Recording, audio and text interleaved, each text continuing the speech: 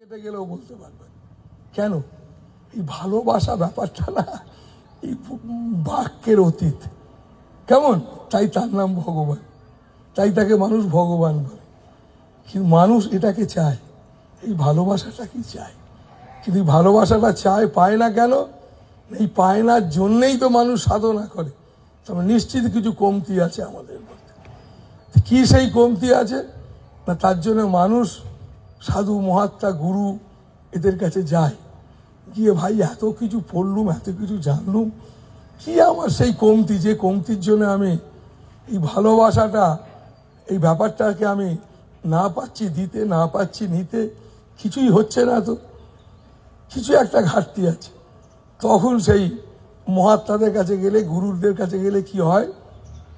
ওই একটা কথা আছে জানো, যদি পীড়িত করতে হয় বাসনা, তাহলে সাধুর কাছে জেনে নিলাম। তো সাধুর কাছে গিয়ে পীড়িত শিখতে হয়। কেন না? এই কারণে শিখতে হয়। কাকে সাধু বলে? যিনি, যার কোনো চাওয়া পাওয়া নেই, যিনি নিরাসক্ত। তাই শিব এরকম একটা নিরাসক্ত। তাই দেখবে শিবের প্রচুর আমরা কাহিনী গল্প সব শুনেছি। সে গ্যাজা ভাং খেয়ে নানান সব গল্প, সব নানা রকম, এই সমস্ত গল্পের পেছনে কারণ কি না? তিনি যে নিরাসক্ত, তিনি যেই সকল জগতে যত রকম প্রলোভন, যত আমরা সেসব নিয়ে মেতে আছি, জাগতিক জগতে এইসব ছেলে মেয়ে ভালোবাসা ইত্যাদি ইত্যাদি যেসব মেতে আছি, এই সমস্ত জিনিস সে ঊর্ধ্বে, এই সমস্ত জিনিস আমরা মেতে আছি। আর তিনি এইসবের মধ্যে থেকে নিরাসক্ত, ভোলা, মানে এগুলো যাকে ছুঁতে পারে না। এক কথা বলতে পারো, যিনি আমাদের যদি আমরা যদি নিজেদেরকে নিজেরা যদি বিশ্লেষণ করি, করতে করতে কীভাবে বিশ্লেষণ করব? আচ্ছা, আমি কি দেবানন্দ স্বামী? কোনটা দেবানন্দ স্বামী? এই শরীরটার নাম কবে হয়েছিল? এই জন্মাবার পেটে থেকে ছিলাম না তার আগে ছিলাম? কি ব্যাপারটা? এইভাবে যদি খুঁজতে থাকো, দেখবে শরীরটা কি তুমি? বলে না, শরীরটা আমি না। তাহলে তো বলতাম আমি হাত, আমি পা, আমি শরীর। আমরা তা বলি না। আমরা বলি আমার হাত, আমার পা, আমার শরীর। কেন আমরা বলি না? আমরা এই কারণে বলি যে আমার হাত, আমি হাত না, মানে আমি একটা আলাদা জিনিস। সেই আমিটাকে কেউ দেখেনি, সেই আমিটাই সবাইকে বলছে। আমরা সবাই বলি আমার হাত, আমার পা, আমার বডি। তার মানে কি? ওই আমিটা একদম আলাদা। সেই আমিটা আমাদের সবার মধ্যে আছে। তাই দেখবে মাঝে মাঝে আমি বলি, আমরা যা ভালোবাসি একটা ছেলেকে, মেয়েকে, আমরা তাকে কিন্তু ভালোবাসি না। এই স্বামী স্ত্রী, ছেলে মেয়ে তোমরা যে ভালোবাসছো, তোমরা আদৌ কিন্তু ওই ছেলে মেয়ে, তোমার স্বামী এইসব ভালোবাসো না। তুমি ভালোবাসো কাকে? তোমার সব থেকে কাছে যে কে, সেটা কাছে না, যেটা চলে গেলে কান্দাকাটি শুরু হয়, মরে গেছে বলি আমরা, তো সেইটা সব থেকে কাছে, সেইটাকেই আমরা ভালোবাসি। কিন্তু ভুলে থাকি কেন? এটার নাম অজ্ঞতা, এটার নামই অজ্ঞানতা। এটা যখন চলে যায় তখন সে বুঝতে পেরে যায় যে ব্যাপারটা কি। কিরম ব্যাপার জানো? এক সাধু বাবার কাছে এক সাধু বাবা এক যাত্রা দেখতে গেছে। যাত্রা দেখতে গিয়ে সাধু বাবা, সে যাত্রায় শুরু হয়েছে অপু বলে একটি ছেলে। যাত্রায় কি ছিল না, প্রথমে কোনো সেই জমিদার বাড়িতে কোনো ছেলে পুলে ছিল না, দুঃখ। তারপরে জমিদার বাড়িতে একটা ছেলে হলো, তার নাম দিল অপু। রাজ্য জুড়ে সেই ছেলেকে নিয়ে আনন্দে আটখানা। তারপরে দেখা গেল অপুও তেমনি অভিনয় করছে, দারুণ সুন্দর। যারা দেখছে তারাও সব তার সেই দেখে একদম সবাই সত্যি মনে করে আনন্দ পাচ্ছে। তারপরে দেখা গেল অপু সাপে কেলেছে, মরে গেছে। মরে যাওয়ার পরে যত মানুষ দেখছিল সবাই তো কাঁদছে। এই সাধু বাবা দেখছে তারা সবাই কাঁদছে, তো আচ্ছা ব্যাপার, কান্নাকাটির ব্যাপার। সাধু বাবা টুকটুক করে বেরিয়ে চলে গিয়ে দেখতে পাচ্ছে গ্রিন রুমে অপু বসে আছে। ফুটো ছিল একটাই, তো অপু বসে আছে। কাঁদছিস কেন? সাধু বাবা দেখতে গেছে কি, অপু তো মরেনি, সে তো গ্রিন রুমে বসে আছে। ঠিক তেমনি এইরাম যারা মহাত্মা তারা জানে তুমি কেঁদে যারা যে মরে গেল সে তো গেল, যারা রয়ে গেল কেঁদে অস্থির আধ পাগল হয়ে রয়ে গেল। তো এইরকম একটা পরিস্থিতি, একে শোক বলে, একে অজ্ঞতা বলে, অজ্ঞানতা বলে। এই অজ্ঞানতা যেদিন মানুষের যায় সেদিন মানুষের বোধে বোধ হয়, এই বুদ্ধির বাইরে চলে গিয়ে পরম বোধেতে তার বোধ হয়। সেই বোধ হলে তখন এই বুদ্ধির বাইরে চলে যায়। এই বুদ্ধির বাইরে এই ঠাকুর রামকৃষ্ণ, এই চৈতন্যদেব, এই কৃষ্ণ, এই যে রাম, যাদেরকে আমরা ভগবান বলি, এরা সেই পরম বোধের বাসিন্দা। কেমন? সেখানে এইরকম তোমার কে বড় কে ছোট সব ব্যাপারই নাই। এ রাম বড় না অমুক বড়, এ বড় না, দেখবে দিন রাত দেখবে তুমি বলেই চলেছে। আর দেখবে এই গুরুদেব নিয়ে দল, এটা একটা কি বলবো, তো কিছু মনে করো না। আমিও তো বহুদিন ভারতবর্ষের বিভিন্ন প্রান্তে ঘুরে বেড়াচ্ছি। এটা একটা ভীষণ বাজে জিনিস জানো, গুরু কোনোদিন দল হয় না। গুরু তো সূর্যের মতো গো, গুরু হচ্ছে সূর্যের মতো, যার সবাই কে দীক্ষা নিল কে নিল না ব্যাপারই না। সূর্যের মতো মানে যিনি নিরাসক্ত, যিনি শিব স্বরূপ, চিদানন্দ রূপম শিবহম শিবহম, তিনি শিব স্বরূপ। তার মনের মধ্যে এই যে জাগতিক যে কামনা বাসনা লোভ এসব ব্যাপার, এসব তার মধ্যে আসবে না। কেন আসবে না? এই কারণেই তো তুমি আর সে আলাদা। তুমি আর সে যদি এক হতে তাহলে তো ঝামেলা চুকে যেত। রামকৃষ্ণ চৈতন্যদেব এই সমস্ত মহাপুরুষ যারা ছিলেন, স্বামীজি, এই সমস্ত মহাপুরুষরা শিব স্বরূপ ছিলেন। তাই মহাত্মা মানে তিনি সন্ন্যাসী, মানে আজকে তো সন্ন্যাসীর দিন, শিব মানে পরম সন্ন্যাসী, পরম বৈষ্ণব। তো সেই আজকে এইরকম একটা পবিত্র দিন, দেখো সন্ন্যাসীর দিন। তো এই দিনগুলো কিরকম জানো, মানে নিরাসক্ততার দিন। মানে আমরা সবাই এখানে যারা বসে শুধু গেরুয়া পড়লেই সন্ন্যাসী হয় তা না। সন্ন্যাসী ব্যাপারটা এরকম নয়। জাগতিকভাবে যেমন দেখবে ব্রাহ্মণকে পৈতে দেওয়া হয়, আমরা দেখি পৈতে দেয় মন্ত্রতন্ত্র, এটাই ব্যাপারটা আসল নয়।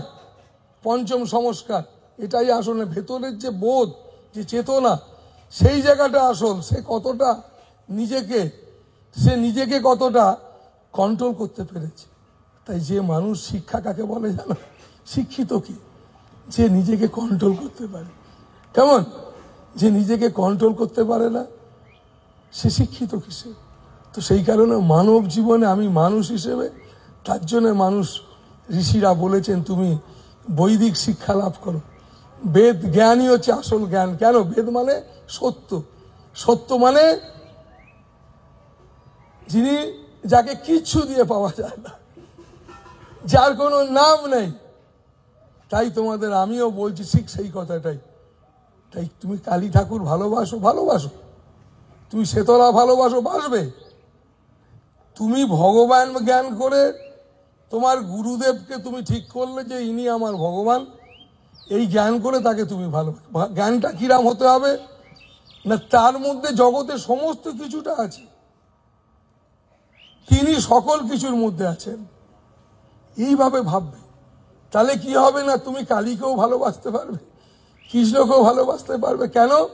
আরে সবার মধ্যে তো তাকেই দেখবে তুমি, যেই রাম সেই কৃষ্ণ। তার মধ্যে তুমি যদি কৃষ্ণকে ভালোবাসো, রামের মধ্যে কৃষ্ণকেই পাবে। তাই তোমাকে মাথায় রাখতে হবে যে তুমি কিছু তাকে ভালোবাসো। দেখো জীবনে একটা কিছুকে যদি ভালোবাসতে না পারো এই মানব জীবনে, তার মানে তুমি কাউকেই ভালোবাসতে পারবে না। আর এই ভালোবাসাটা একদম নিঃস্বার্থ ব্যাপার। এখানে কোনো ইমোশন, কোনো এখানে সেন্টিমেন্ট, এসব ব্যাপারই না।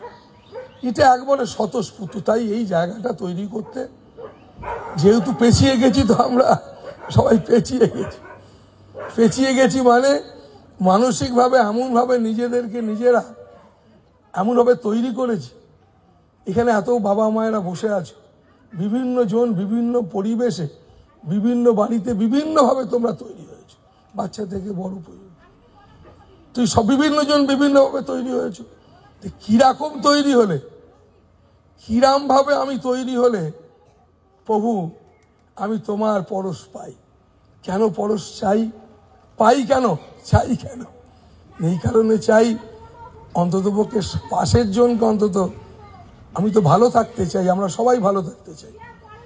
তো তাই ভালো যদি সত্যিকারে সবাই মিলে থাকতে চাই, তাহলে আমাদের নিশ্চিত এটা কিন্তু মাথায় রাখতে হবে, সবাইকেই সম্মান করা, সবাইকে শ্রদ্ধা করা, অন্তত কাছের মানুষকে সম্মান শ্রদ্ধা করা, তার বিশ্বাসটাকে সম্মান করা, তাকে যে তুমি বিশ্বাস করো যে এইটাকে ভীষণ মর্যাদা দেওয়া। এইটুকু ধরে রাখতে গেলে, এই জিনিসটাকে আজকের দিনে ধরে রাখতে গেলে, বুঝলে, তোমরা দুজনকে যাকে বিশ্বাস করো, সেই বিশ্বাসটাকে অটুট রাখতে গেলে তোমার একটা অবশ্যই সাধু সঙ্গ ভীষণ চাই। এই কারণে চাই না, সাধু তো তোমার জীবনের টিচার, তোমার ব্যক্তিগত জীবনের টিচার। তোমার প্রতিনিয়ত চলার ক্ষেত্রে, তোমার প্রতিনিয়ত ভাবনার পায়ে তুমি কতবার পড়ে যাচ্ছ, কতবার তুমি এই ভাবনার পায়ে উঠছো, কতবার পড়ছো তোমার ভেতরে, তুমি জানো। তাই একে বলে আধ্যাত্মিক শিক্ষা। এই বাহ্যিক না, ভেতরে। কেন ভেতরে শিক্ষা? এই বাহ্যিকে তুমি অনেক টাকা উপার্জন করবে, অনেক নাম হবে, অনেক কিছু হবে, তুমি ভাবছো যে আচ্ছা মহারাজ, তাকেই তো মহাপুরুষ বলবো আমরা, যার মধ্যে অনেক শক্তি আছে। আর না, আমরা তাকে কেউ মহাপুরুষ বলিনি। আমরা মহাপুরুষ কাকে বলেছি জানো? যিনি নিরাসক্ত, যাকে কিছু দিয়ে ধরা যায় না। একটা ভারী সুন্দর একটা গল্প আছে। মৃত্যু একজনকে মারতে গেছে। মৃত্যু একজনকে মারতে গেছে, মারতে গিয়ে সেই যাকে মারতে গেছে সে একদল মানুষের সঙ্গে নাচছে, গল্প করছে, হাসছে, কিন্তু মৃত্যু তাকে আর মারতে পারছে না, বুঝলে। এই মারতে না পেরে মৃত্যু চিন্তায় পড়ে গেছে, তো মহা মুশকিলে ফেলা গেল, ওকে মারতে পারছি না। তার কাছে দাঁড়িয়ে তাকে মারতে গেলে, মারতে না পেরে কি করা যাবে, তখন তারা বলল প্রভু, তার যমরাজের কাছে গেল। যমরাজের কাছে গিয়ে বললো, যমরাজকে বলল যে প্রভু এই লোকটাকে তো মারতে পারছি না। যমরাজ তখন বলল, মৃত্যু কার মৃত্যু হয় জানো? সঞ্চিত যার কর্মফল তার মৃত্যু হয়। যার কর্মফল আছে তার মৃত্যু হয়, যার কর্মফলই নাই, জিরো, তুমি মারবে কি করে? আকাশকে তুমি কিভাবে কাটবে?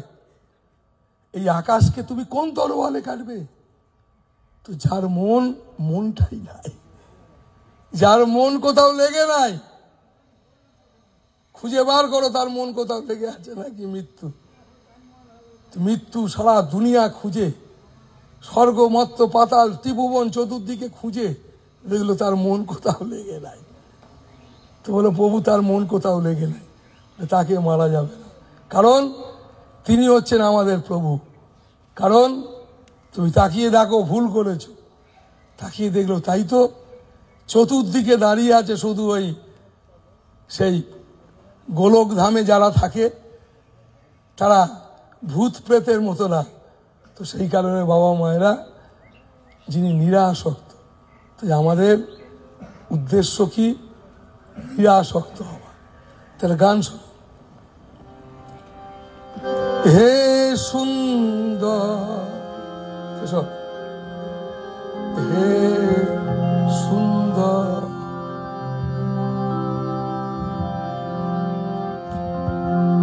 হে সুন্দর, হে সুন্দর, জানি তুমি অচিন্ত নিয় সুন্দর, জানি না তোমার নাম ঈশ্বর, গড না খোদা। এইটুকু জানি তুমি সত্য। হে সুন্দর, হে জানি তুমি অচিন্ত সুন্দর, জানি না তোমার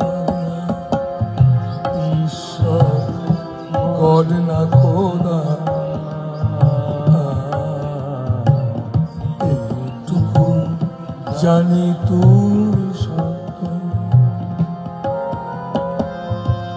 প্রভু তোমারই আলোতে আলোকিত করে রেখেছ মোদের সাজিয়ে। দেখো এই বিশ্বভুবন, আরে ঘুম থেকে উঠে দেখতে পাচ্ছি সবাইকে, আমি তোমাদের সঙ্গে কথা বলছি, প্রতিনিয়ত তোমাকে দেখছি, আমাকে দেখছো, সবাই সবাইকে দেখছি, এখনো জেগে আছে। নিঃশ্বাসটা চলছিল, চলছে, কিন্তু আমার হাতে নেই কখন যে বন্ধ হয়ে যায়, কখন যে জাগে। তো এইটাই তো তাকে ধন্যবাদ জানানো। তাই প্রতি মুহূর্তে প্রতিনিয়ত তাকে ধন্যবাদ জানাবে, তাহলে দেখতে পাবে তুমি তোমার কথা বলাটা অন্যরকম হয়ে যাবে, তোমার দুনিয়াটাকে দেখাটা একদম অন্যরকম হবে। প্রতিনিয়ত তুমি নতুন বলে মনে হবে তোমার। প্রতিনিয়ত নিজেকে ভাবতে শেখো।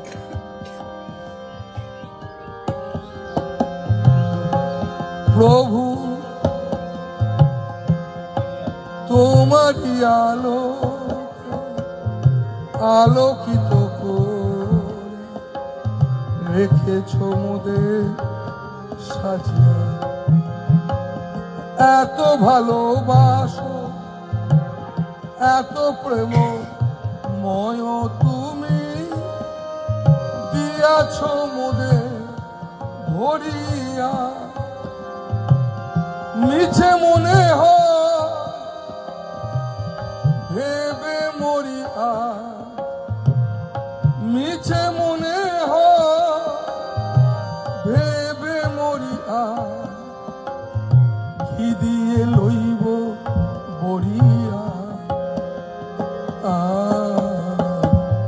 জানি না তোমার নাম ঈশ্বর গড না খোদা, এইটুকু জানি তুমি সত্য।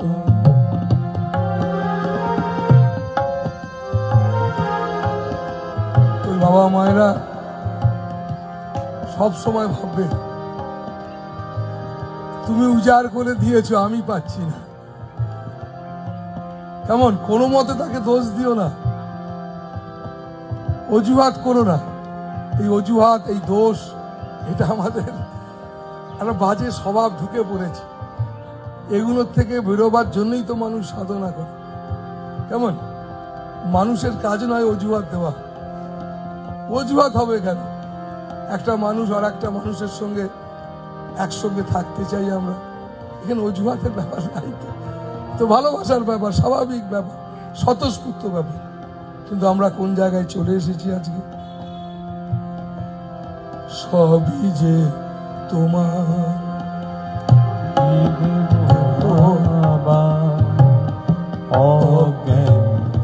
আমি অতিথি, সবই যে তোমার, কি দেব আমি অতিথি। নাও মোরে তো কোলেতে রাখিয়া, নাও মোরে তো কোলেতে রাখিয়া, অজ্ঞান আমি প্রতিদিন। এত ভালোবাসো, এত প্রেম ময় তুমি দিয়েছ মোদের ভরিয়া।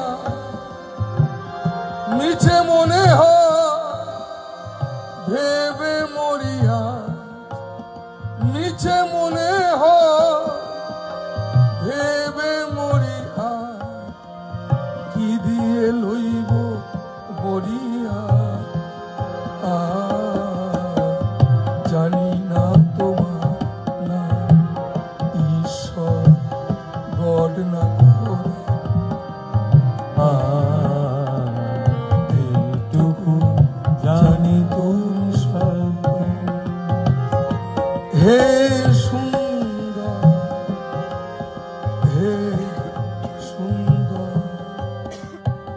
বাবা মায়েরা, বাস্তবিক ক্ষেত্রে তুমি একবারে ভরিয়ে দিয়েছো আমাদের।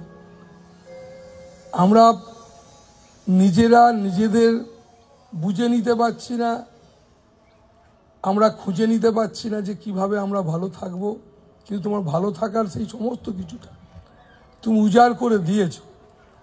তো সেই কারণে বাবা মায়েরা সুযোগ পেলেই সাধু মহাত্মাদের সঙ্গ করবে, বুঝলে?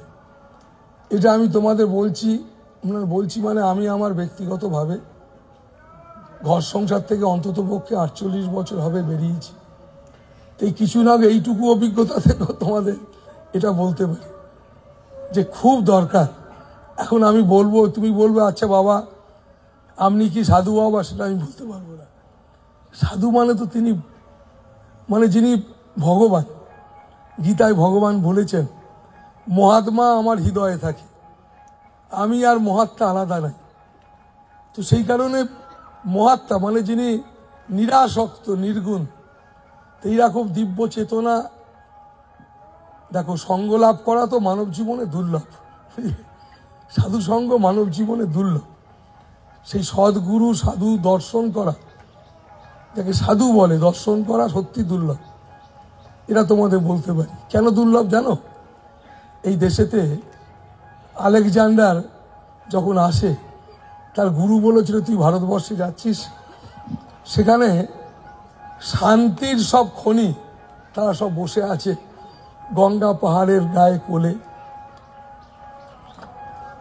সুযোগ পেলে তাদের কাছে যাস, গিয়ে বসে তাদের কাছ থেকে কিছু জ্ঞান এসব নিয়ে আসিস। তো আলেকজান্ডার এই গঙ্গার ধারে, ভারতবর্ষের গঙ্গার ধারে এসে তার 2-4টে দুধকে বলেছে, দেখ গঙ্গা ধারে কোনো যদি সাধু ফকির থাকে, তাকে গিয়ে বলবি বাস সিকান্দার ডাকছে আলেকজান্ডার, কিন্তু জোর করবি না, একদম বেশি জোর করবি না, শুনবি কি বলছে না বলছে, ঠিক আছে? তো এরম একজন সাধু গঙ্গার এরমভাবে পুরো শুয়ে এরম মাথায় হাত দিয়ে গঙ্গা দেখছে। তো তার কাছে তার দূত এসে বলছে, মহারাজ সিকান্দার বাদশাহ সিকান্দার ডাকছে। অনেকবার সাড়া দেয়নি, সাড়া না দেওয়ার পর চলে যাচ্ছে, এ সাধু বলছি না। তো তখন ও তোমার না বলেছে, ফিরে গেছে, বলে না তুমি গিয়ে আবার বলো। বলার পর বলছে, কে সিকান্দার? বাদশাহ। আমার থেকে বড় বাদশাহ আবার কে আছে? আমার থেকে বড় বাদশাহ আবার কে? না, চলে যা, সিকান্দার ডাকছে, সিকান্দার ফিকান্দার। তো এই কথা শুনে একবারে আলেকজান্ডার চলে এসেছে। আলেকজান্ডার চলে এসে আলেকজান্ডারকে জিজ্ঞেস করছে যে, সাধু জিজ্ঞেস তুই কি চাস? বলে আমি শান্তি চাই। তুই তরোয়াল হাতে দাঁড়িয়ে আছিস, বুঝলি? তুই শান্তি চাস? বলে কে তুমি? বলে আমি আত্মা, আমি পরমাত্মা। আমরা সেই পরমাত্মার সাধক, আমরা সবাই পরমাত্মা হতে চাই। আমরা সবাই জীবাত্মা, মানে শুধু জীব, চাই চাই চাই চাই চাই। তাই আমরা চাই না, দিতে চাই। সেই দেবার পথে, সেই শিবের পথে যেতে চাই। তাই পরমাত্মা আমরা সেই বললেন, সাধু বললেন আমি হলো মহাত্মা। আত্মা চমকে গেছে, বলে আমি এই শরীরটা না, তোর এই তরোয়াল দেখে আমি ভয় পাচ্ছি না, কারণ তুই আমায় মারতে পারিস না। আমি মারলেও তো আমি মরি না, না, আমি অসংখ্য, যা দেখতে পাচ্ছি সব আমি। তখন সিকান্দার তরোয়াল নামিয়ে তাকে সম্মান করছে। ও তো সেই হচ্ছে সেই সাধু। আমরা শুধু সাধু না, আমরা যারা এখানে আছি, আমরা সবাই সেই ঋষি, সেই মহাত্মাদের সঙ্গে জুড়ে আছি। তোমাদের সবার গোত্র আছে, পদবী আছে, এই সবাই সব ঋষিরা। সেই ঋষিদের সাধনা কি? আমরা সবাই জীবাত্মা, আমরা সেই পরমাত্মার সঙ্গে মিশতে চাই। তাই আমরা কেউ শিব, কেউ কালী, কেউ দুর্গা, এসবকে আশ্রয় করি। কেন? আকাশকে তো আর দেখা যায় না, ওই বললাম আকাশকে তরোয়াল দিয়ে কাটা যায় না। তাই আমাদের সেই যমরাজের দূত মারতে পারছে না, কারণ সে জীবাত্মা থেকে পরমাত্মার সঙ্গে মিশে গেছে, সে এক কঠিন ঠাঁই গুরু শিষ্যের দেখা নাই। শিষ্য আর গুরু এই জাগতিক সম্পর্ক, যতক্ষণ তোমার মধ্যে এই বুদ্ধি বাইরে চলে যাবে বোধের জগৎ, তখন আর কে কার, সবই সেই একাকার, সবই সেই প্রেম আনন্দ। তাই বাবা মায়েরা, তাই তোমাদের আমি বলতে চাইছি, খুব ভালো করে সংসার করো এবং বাড়িতে যা কিছু আছে ভীষণ সম্মান করো। তুমি 1000 কোটি টাকার মালিক হও আর ভিখিরি হও, আমি এই কথা তোমায় বলছি, শোনো, আমি তার ব্যক্তিগত প্রমাণ। কেন, তুমি যদি আমার ব্যক্তিগতভাবে আমি হয়তো কোনোদিন লিখবো না, আমি আমার ব্যক্তিগত জীবনে ছোটবেলায় ঘর থেকে বেরিয়ে আমি জীবনে কোনোদিন কারোর থেকে, আমার এমন জায়গায় সন্ন্যাস হয়েছিল গভীর জঙ্গলে, ভিক্ষা নেবার কোনো কারণ ছিল না, সন্ন্যাস হলে ভিক্ষা হয়। এবং জীবনে মা বাবারা, আমি কোনোদিন ভিক্ষে করিনি মানে করতে হয়নি। কেন করতে হয়নি? কিরাম সেই বিশ্ব জননী, জগৎ জননীর করুণা। অবাক হবে তোমরা, এই যে আশ্রম, বড় বড় আশ্রম বহু জায়গা চলছে এবং ভীষণভাবে কাজ চলছে, এগিয়ে চলেছে, আমাকে একদম পরিশ্রম কোনোদিন করতে হয়নি, এখনো হয় না। এর জন্য আমার কিচ্ছু কৃতিত্ব নেই। তুমি যদি, অনেকে বলবে মহারাজ আপনি এত কষ্ট করে এত করলেন, আমি তোমাদের বলছি কেন জানো, এখানে অনেক শিষ্য ভক্ত অনেক আছো, তোমাদের হয়তো মনের মধ্যে আসে যে গুরুদেব এত কষ্ট করে করলেন, সেই জিনিসটাকে তুমি নষ্ট করছো। না, আমি কষ্ট করে সত্যি করিনি, আর আমি যদি করিও তুমি নষ্ট করবে, কিন্তু আমি সেই জন্যই তোমায় বলছি যে আমি কষ্ট করিনি। কেন? এই কারণে করিনি না, তুমি আমাকে ভালোবেসে আমার কাছে এসে হাজির হয়েছ, আর ভালোবাসা এমন একটা ব্যাপার, সেখানে উঁচু নিচু মাপামাপির কোনো গল্প নাই। তো সেই কারণে এই ভালোবাসাটা একটা অটুট রয়েছে, অনেক দিন ধরে থাকবে। আর তোমাদের সঙ্গে আমার সম্পর্ক জন্মান্তরের। এই কারণে জন্মান্তরের বলতে পারি, কারণ তোমাদের সঙ্গে আমার কোনো চাওয়া পাওয়া নেই, আগেও নেই, এখনো নেই, আগামী দিনও থাকবে না। কেন না, আমি এই আদর্শে বিশ্বাসী, বুঝতে পারছো? আমি এই আদর্শে বিশ্বাসী, যে আমি ভীষণ বিশ্বাসী যে এই আদর্শে, এই কারণে, এটা তুমি যেখানকার মানুষই হও, তুমি কিন্তু মৃত্যুর দিন পর্যন্ত যদি যাকে তুমি ভালোবাসো, যেটাকে তুমি ভালোবাসো, সেটাকে মৃত্যুর দিন পর্যন্ত আনন্দ করে ধরে রাখতে গেলে এই পথটা এই কারণে দরকার। তাই এটার নাম আধ্যাত্মিক পথ। কেমন? যে পথটা এই জীবত্ব স্বভাব থেকে শিবত্বর দিকে নিয়ে যায়, শুধু সংকুচিতর দিক থেকে নিজেকে একটু একটু করে প্রসারিতর দিকে নিয়ে যায়। তো তাই বাবা মায়েরা, ভালো থাকো, আনন্দে থাকো, চলো ফেরো, ঘোরো, কাজ করো, পাটি ফেলি আর কালি বলি, কেমন? তো তাই প্রতিনিয়ত, প্রতি মুহূর্তে বলতে থাকো, জানবে ওই যে একটু আগে বলেছি যে এই জগতের এই বিশাল প্রলোভনের মধ্যেও যাদেরকে প্রলোভন ছুঁতে পারে না, তারা হচ্ছে পরম সন্ন্যাসী। যাদের ভেতরটা এরাম, তাদের দর্শন করা মানব জীবনে দুর্লভ, বুঝলে? তারা হচ্ছে সদ্গুরু, তারা হচ্ছে মাস্টার, তারা আর ভগবান একদম অভিন্ন, একদম এক। তো সেই কারণে আমি তো বলতে পারছি না আমি সেটা, ও সেটা, তোমাকে আমি বলবো, কেন আমার কাজ তোমাকে বলা, এমন কিছু বলা, দেখো তুমি আমার ঘরের মানুষ, বুঝলে? তোমার সঙ্গে যখন আমার কিচ্ছু নেওয়া দেওয়া নেই, তখন তোমার সঙ্গে আমার ভালোবাসা ছাড়া আর কিচ্ছু থাকার কথা না, নাকি? আর কি হতে পারে? ভালোবাসা ছাড়া আর কি হতে পারে?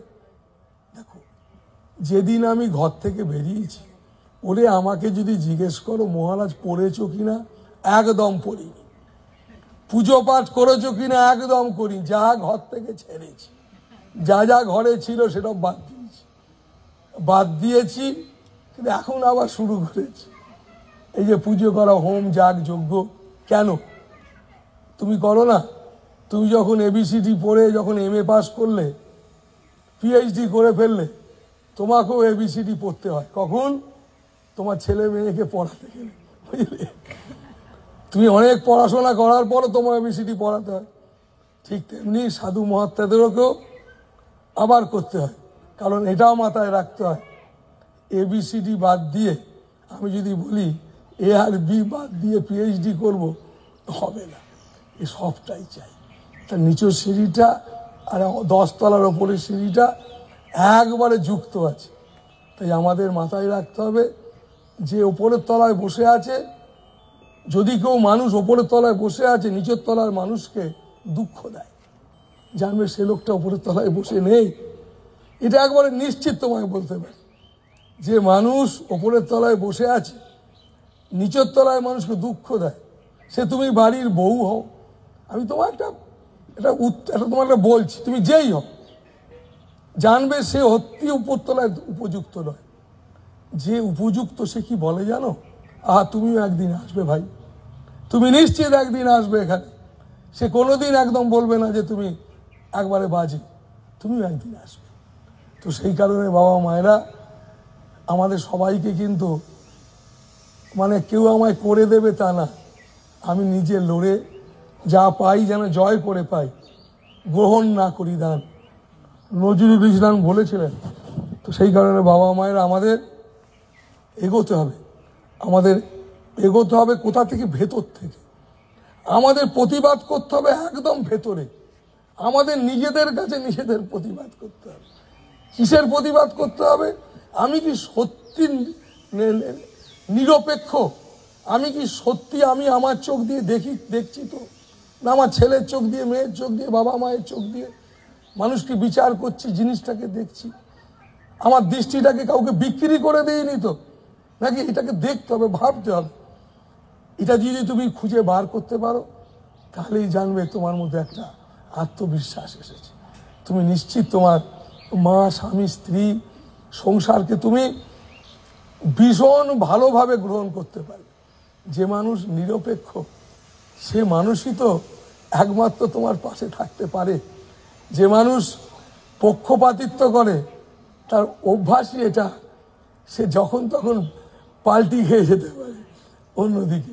তাই নিরপেক্ষতা যার মধ্যে আছে, আর নিরপেক্ষ মানেই তো ঈশ্বর, যিনি সবার, সূর্যের মতো। তো তাই বাবা মায়েরা আমাদের, তুমি কালীকে বা ডাকো, কৃষ্ণকে ডাকো, তুমি যে ভগবানকে ডাকো,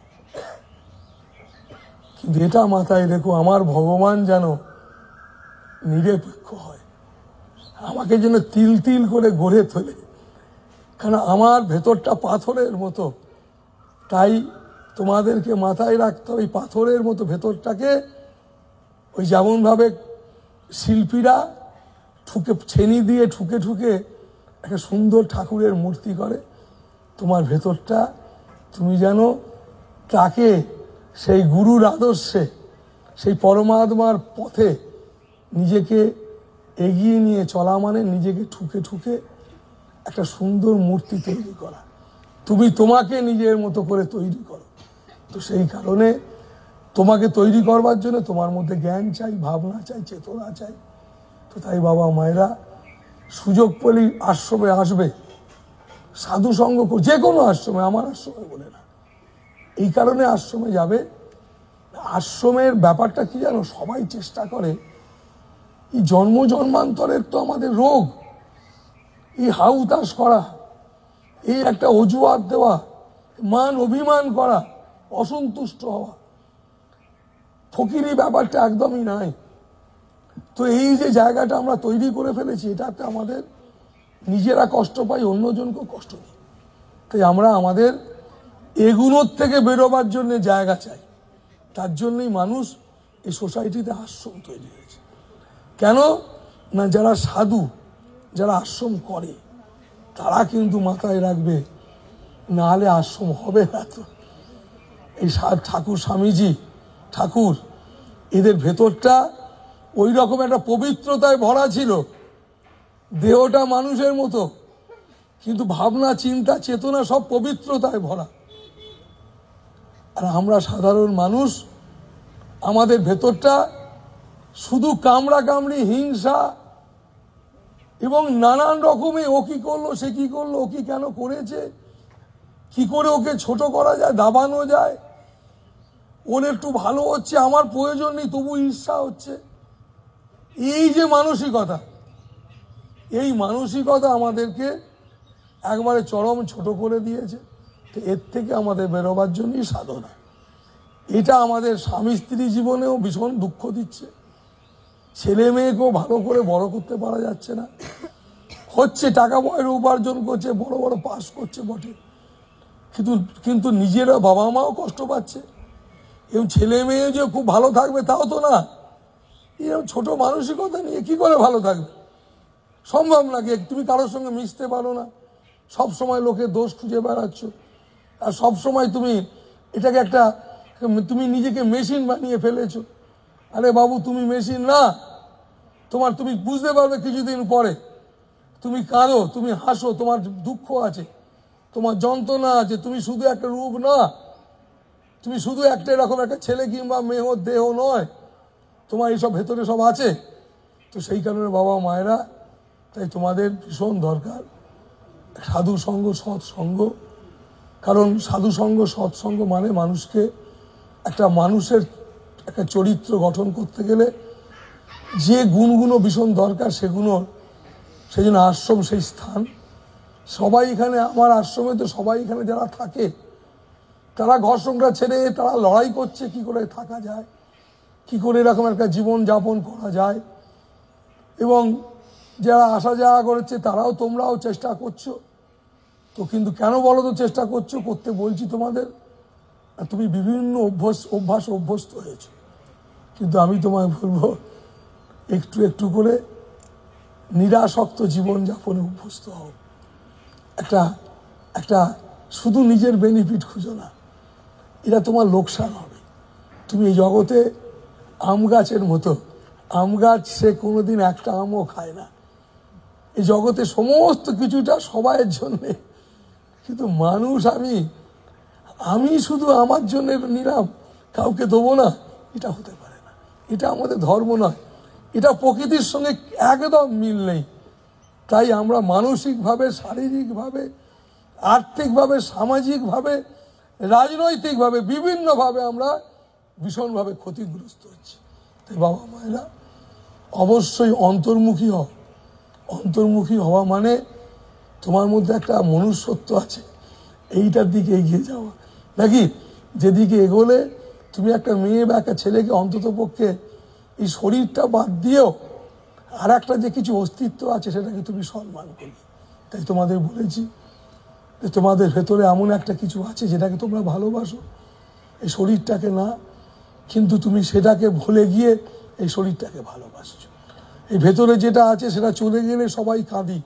তাই আমরা ভেতরের জিনিসটাকে ভালোবাসবো, যেটার জন্য আমরা কেউ আগ্রহী নই, সেটাই তোমার একমাত্র আমাদের সবার আসল, সেটাই আমাদের ভালোবাসার জিনিস, সেটাই একমাত্র আমাদের কাছের।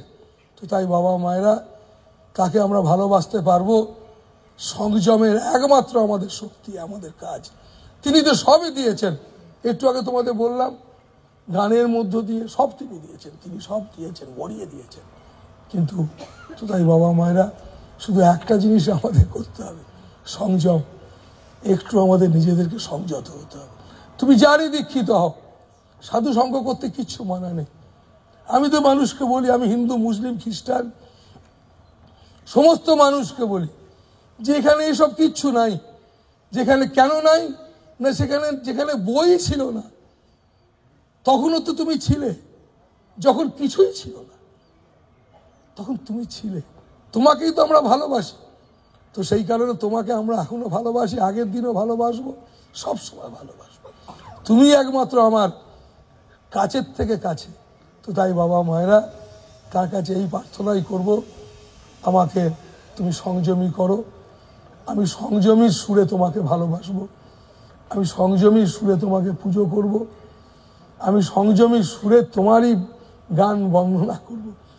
তো তাই বাবা মারা সবাই মিলে আজকে একটা সুন্দর করে সবাই মিলে ওম নমঃ শিবায় জপ করব। আজকে শিবরাত্রির দিন সবাই মিলে ওম নমঃ শিবায় জপ করব। আর তোমরা জানো শব্দ তরঙ্গ, শব্দ মানুষের জীবনে, শব্দই মানুষকে শরীরকে সুস্থ করে দেয়, মন সুস্থ করে দেয়, মানুষের ডিপ্রেশন চলে যায়। আমি হাজার হাজার মানুষ দেখেছি, হাজার হাজার, যারা আমি বলছি তোমাদের সামনে, তুমি লোককে বলবে, আমার হয়তো তুমি বলবে, যে কোনো যারা ডিপ্রেশনের রুগী, ওষুধ তো তারা খেয়েই চলেছে, সারছে না, তাদেরকে অবশ্যই বলবে কোনো না কোনো আশ্রম মন্দিরে গিয়ে অন্তত চেঁচিয়ে নাম গান করুক, চেঁচিয়ে নাম গান করুক ছেলে। আমি দেখেছি এই আশ্রমে নাদা বিভিন্ন জায়গায়, আমি কয়েক হাজার ছেলে মেয়েকে, তারা সুস্থ হয়ে গেছে। এই ইউনিভার্সিটির কত ছেলে মেয়ে আছে যারা পিএইচডি করেছে, ওরা, আমি যদি 33-34 বছর এখানে এসে থাকি, অন্তত পক্ষে 150 ছেলে মেয়ে হবে এই পিএইচডি করা ছেলে মেয়ে।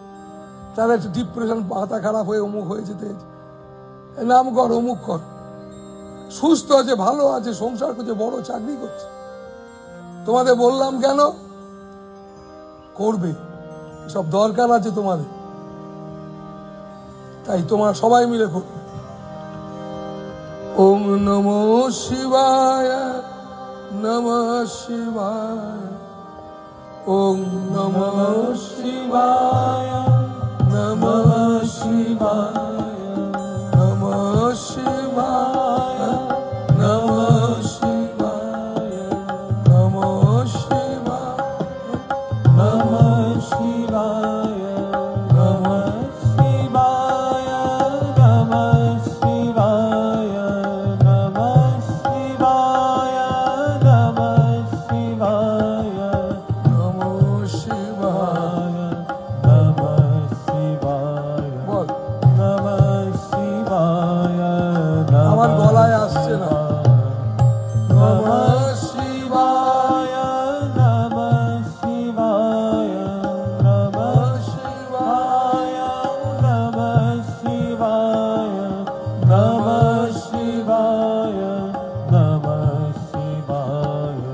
নমঃ শিবায় নমঃ শিবায়, নমঃ শিবায় নমঃ শিবায়, নমঃ শিবায় নমঃ শিবায়, নমঃ শিবায় নমঃ শিবায়, নমঃ শিবায় নমঃ শিবায়, নমঃ শিবায়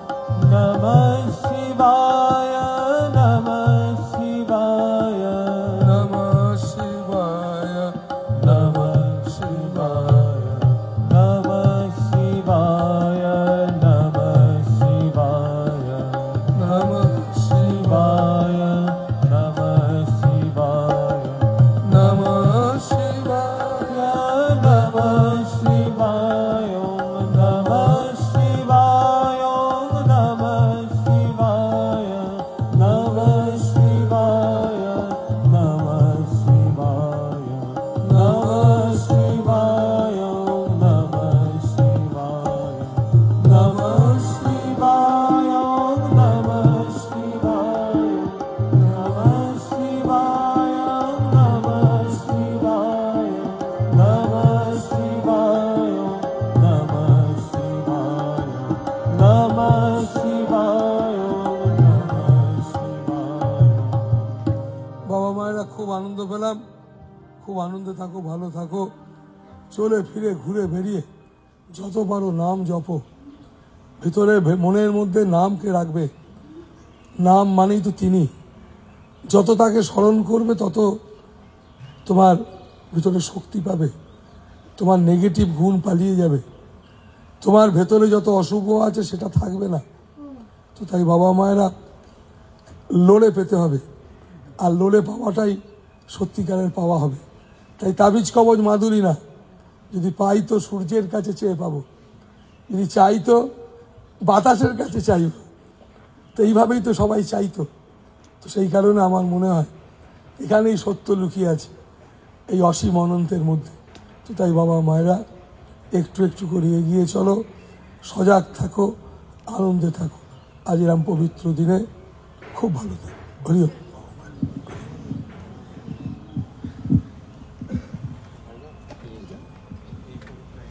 এই যে গান গাইতে ধরেছে না, ভালোবাসা সে তো ভগবান, গানটা করবেন, এই গানটা ধরেছে, দেখ এটা করবেন না, আমি দুটো গাইতে পারবো, ওরা ধরেছে, দেখ না ওরা শোন। এই পবিত্র মাটিতে উদারতা মোদের সম্বল, কৃতজ্ঞতায় আর ত্যাগ, এই মহামন্ত্র নিয়ে হাঁটতে হবে এই মাটিতে। এই মাটিতেই জন্ম সবার, এই মাটিতেই বাসা, এই মাটিতেই ভালোবাসা, এই মাটিতে আশা। এই মাটিতে জন্ম সবার, এই মাটিতে বাসা, এই মাটিতে ভালোবাসা, এই মাটিতে আশা।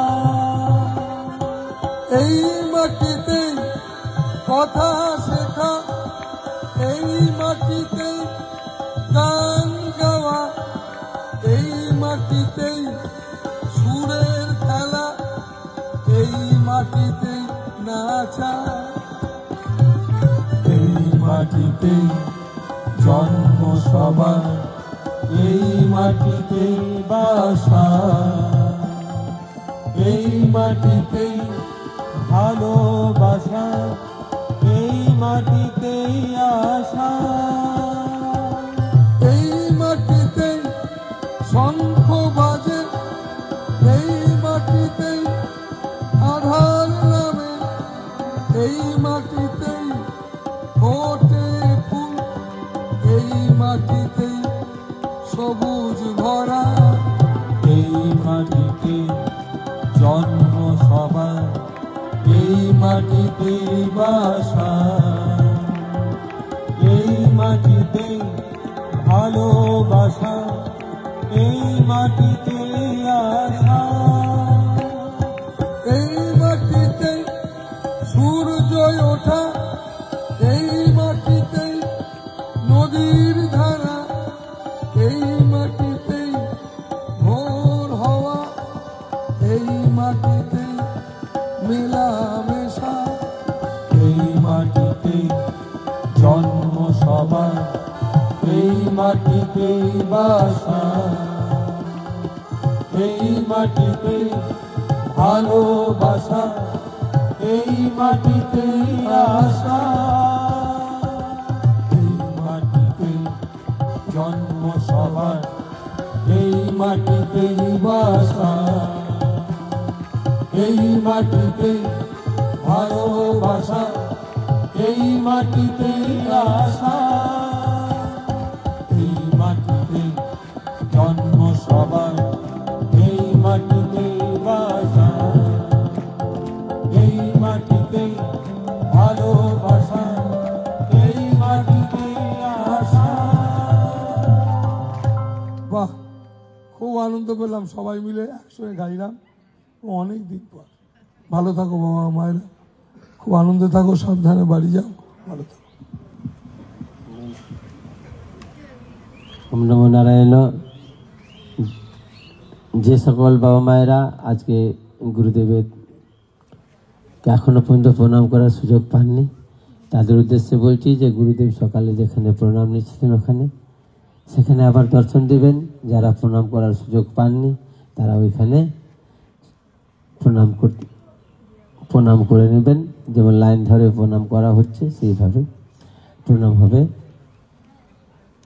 আর যারা প্রণাম করে নিয়েছেন তারা বাবা মায়েরা ওইখানে আর লাইন দেওয়ার দরকার নেই, তারা আপনারা দর্শন করেছেন, এবার প্রসাদ